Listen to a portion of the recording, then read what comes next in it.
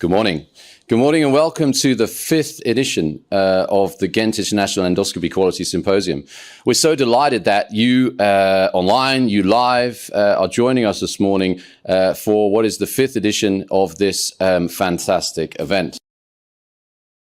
But what actually is GIEQs? Well, GIEQs is a not-for-profit foundation dedicated to safety and quality in everyday endoscopic techniques. GIEQs Online supports the GIEQs Foundation as a go-to resource in endoscopy education, an online platform accessible 24 hours a day, 7 days a week, where you can get the latest endoscopy knowledge for the everyday space. So GIEQs, the symposium, is the only endoscopy symposium focused on everyday endoscopy.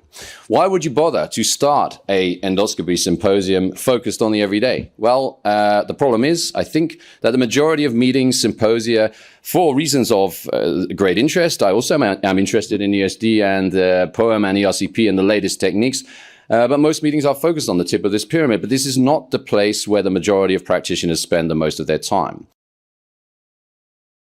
And one key focus of this meeting is the reduction of underperformance in endoscopy. How can we prevent it? That actually the big elephant in the room when we're doing endoscopic procedures, why is it that in one endoscopy room you get one quality procedure and in another endoscopy room you get a different quality? And that is what we refer to as underperformance, and that is what we want to address here.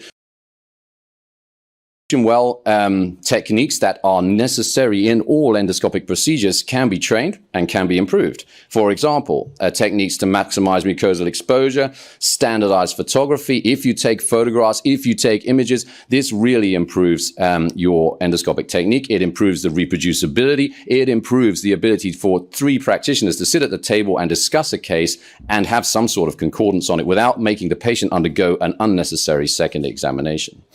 What about techniques for biopsy? Well, biopsying focal abnormalities first. This applies throughout the GI tract.